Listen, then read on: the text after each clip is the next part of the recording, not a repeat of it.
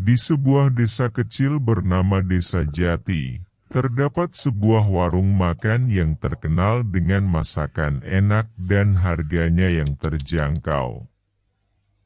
Warung ini bernama Warung Busri. Pemiliknya, Bu Sri, adalah seorang wanita paruh baya yang ramah dan selalu tersenyum. Warung Bu Sri selalu ramai dikunjungi oleh penduduk desa dan orang-orang dari luar desa yang kebetulan lewat. Namun, ada sesuatu yang aneh tentang warung Bu Sri. Meski desa tersebut kecil dan tidak banyak penduduk, warung itu selalu memiliki bahan makanan yang segar dan melimpah. Tidak pernah ada hari di mana warung itu kehabisan stok. Bahkan saat masa-masa sulit, di mana bahan makanan sulit didapatkan, warung Busri tetap saja buka dan menyajikan makanan enak. Banyak desas-desus yang beredar di desa tentang bagaimana Busri bisa mempertahankan warungnya seperti itu.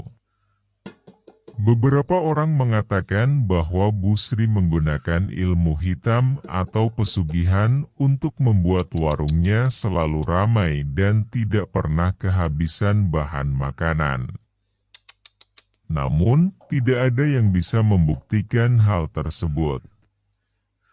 Suatu hari, seorang pemuda bernama Budi yang baru saja pindah ke desa tersebut memutuskan untuk makan di warung Busri.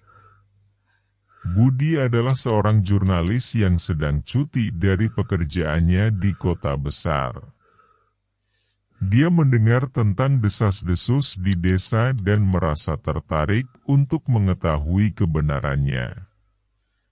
Ketika Budi memasuki warung, dia disambut dengan senyum hangat oleh Busri.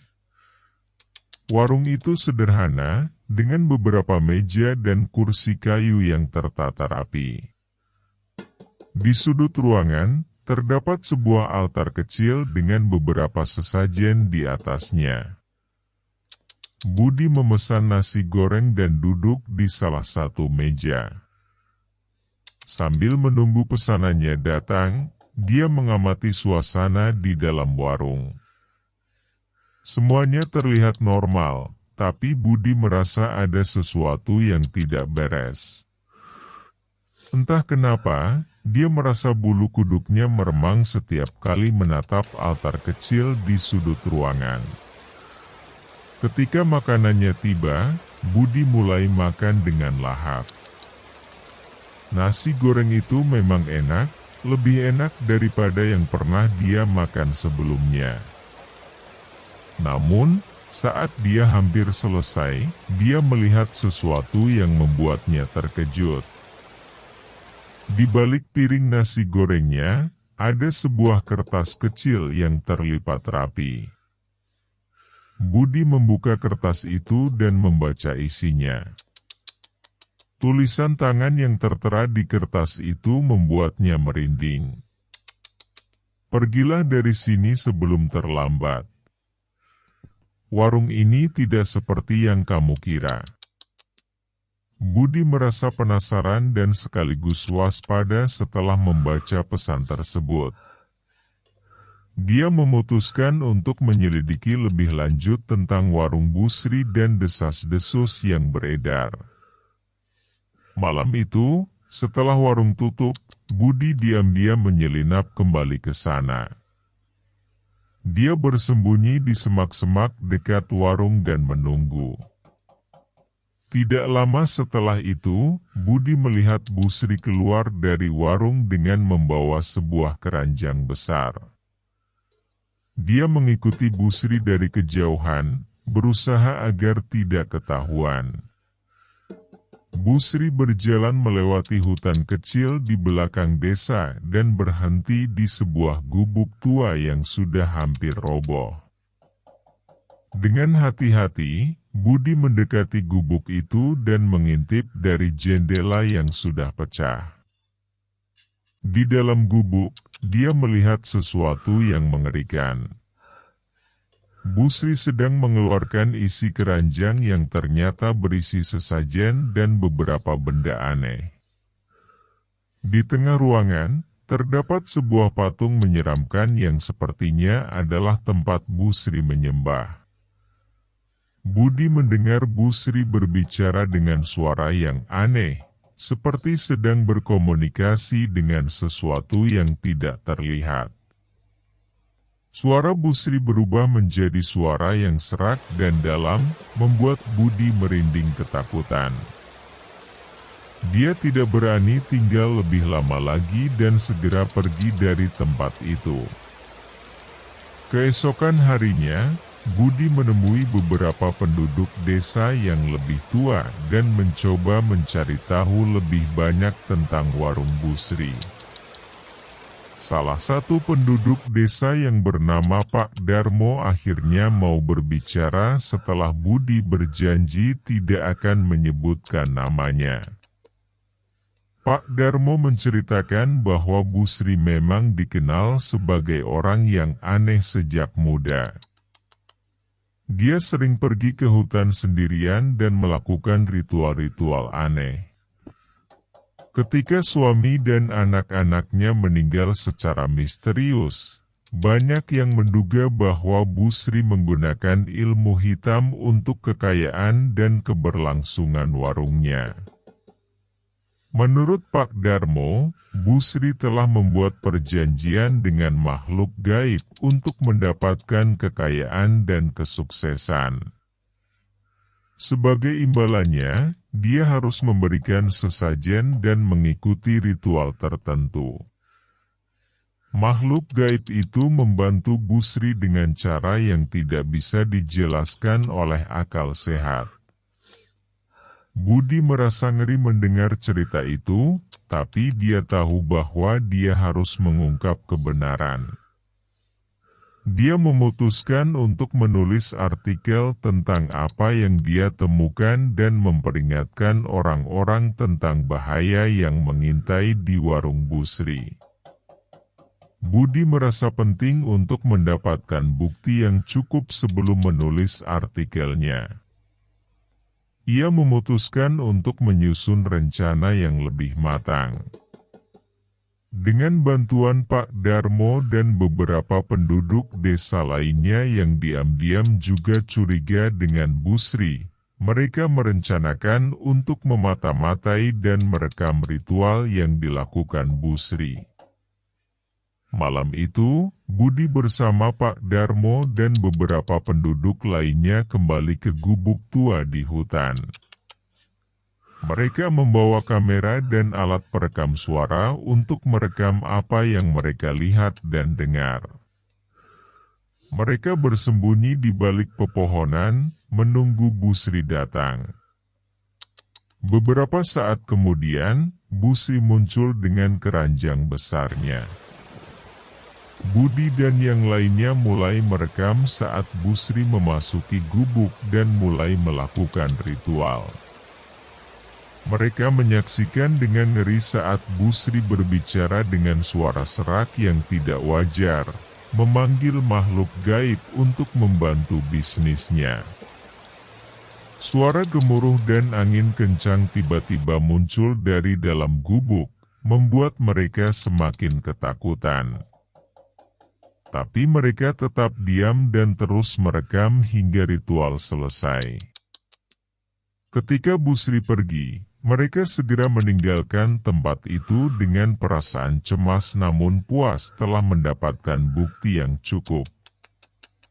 Keesokan harinya, Budi segera kembali ke kota untuk mengolah hasil rekaman dan menulis artikelnya.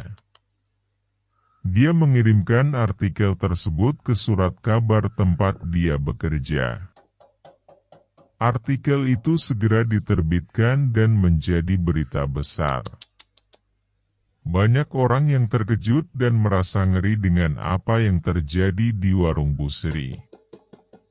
Pemerintah setempat segera melakukan penyelidikan lebih lanjut. Mereka menemukan banyak bukti yang mendukung cerita Budi. Bu Sri akhirnya ditangkap dan diinterogasi. Dalam interogasi, Busri mengaku telah membuat perjanjian dengan makhluk gaib untuk mendapatkan kekayaan dan kesuksesan warungnya. Warung Busri ditutup dan gubuk tua di hutan dihancurkan. Penduduk desa merasa lega bahwa ancaman dari pesugihan itu akhirnya berakhir. Namun, mereka tetap merasa takut dan waspada, karena siapa yang tahu apakah masih ada orang lain yang melakukan hal serupa di desa mereka. Budi kembali ke desanya dengan perasaan campur aduk. Di satu sisi, dia merasa bangga telah mengungkap kebenaran dan membantu masyarakat. Namun, di sisi lain, dia juga merasa trauma dengan apa yang telah dia saksikan. Setiap malam, Budi sering terbangun dengan mimpi buruk tentang ritual Busri dan makhluk gaib yang menyeramkan. Budi memutuskan untuk mencari bantuan profesional dan menjalani terapi untuk mengatasi traumanya. Selama proses tersebut, dia mulai memahami betapa dalamnya dampak dari pengalaman mengerikan tersebut terhadap kondisi psikologisnya. Di desa, penduduk juga mengalami dampak psikologis yang serupa. Banyak yang merasa takut dan curiga dengan orang-orang di sekitar mereka. Beberapa bahkan memutuskan untuk pindah ke tempat lain untuk mencari kedamaian. Seiring berjalannya waktu, Budi dan penduduk desa perlahan mulai kembali ke kehidupan normal. Budi menemukan kembali semangatnya untuk menulis dan memutuskan untuk menulis buku tentang pengalamannya. Buku tersebut tidak hanya menceritakan tentang warung Busri, tetapi juga tentang kepercayaan, ketakutan, dan kekuatan manusia dalam menghadapi hal-hal yang tidak bisa dijelaskan. Penduduk desa mulai membangun kembali kepercayaan satu sama lain dan bekerja sama untuk memastikan bahwa hal seperti ini tidak akan terjadi lagi. Mereka mendirikan kelompok diskusi dan dukungan untuk membahas masalah-masalah yang ada dan mencari solusi bersama. Busri, setelah menjalani hukuman, memutuskan untuk meninggalkan desa dan memulai hidup baru di tempat lain. Dia menyadari kesalahan besar yang telah dia buat dan berusaha untuk menebusnya dengan cara yang lebih positif. Budi berdiri di depan makam orang tuanya, merenung tentang semua yang telah terjadi. Dia merasa bersyukur karena telah melalui semua itu dan keluar sebagai pribadi yang lebih kuat. Budi tahu bahwa kehidupan akan selalu penuh dengan misteri dan tantangan, tetapi dia siap menghadapinya dengan keberanian dan kebijaksanaan. Di desa Jati, kehidupan kembali berjalan seperti biasa. Warung Busri digantikan oleh warung baru yang dikelola oleh pasangan muda yang penuh semangat dan tekad untuk sukses tanpa bantuan ilmu hitam. Penduduk desa merasa lebih waspada, tetapi juga lebih bersatu dari sebelumnya. Kisah warung Busri menjadi pelajaran bagi semua orang tentang bahaya dari mengambil jalan pintas untuk meraih kesuksesan. Mereka belajar bahwa kesuksesan sejati hanya bisa dicapai dengan kerja keras, kejujuran, dan keberanian untuk menghadapi tantangan tanpa mengorbankan nilai-nilai moral. Demikianlah cerita misteri horor tentang warung Busri yang menggunakan pesugihan. Cerita ini mengajarkan kita tentang bahaya dari godaan untuk menggunakan cara-cara yang tidak benar demi mencapai tujuan. Semoga cerita ini bisa menjadi pengingat bagi kita semua untuk selalu berpegang pada nilai-nilai kebaikan dan kebenaran. Sekian dan terima kasih Tenda Horores.